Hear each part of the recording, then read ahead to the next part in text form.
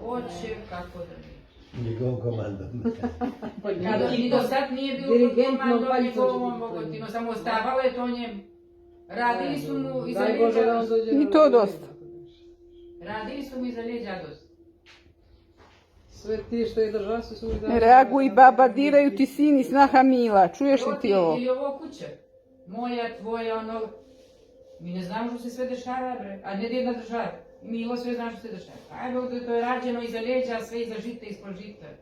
I njemu najviše. Ej, njemu najviše o glavi su radi. Ozmiš? Ajde, To nije pravilno reći Milo. Nije to Milo.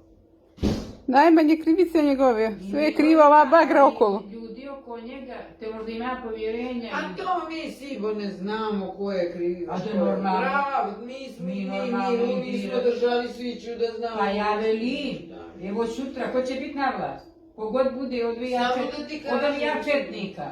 Neće on samo biti kriv, no i oni narod oko njega.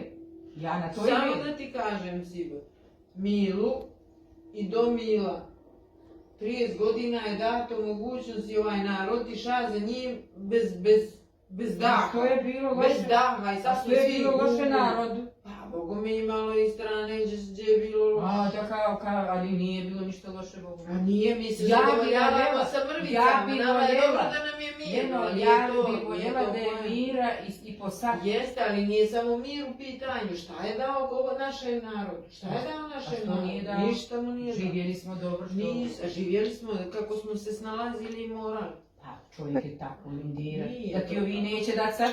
A neće nam Hoće mi donijeti ovi Nama sad Krivokapnić? Hoće mi donijeti kilo ulja? Hoće mi donijeti brašno?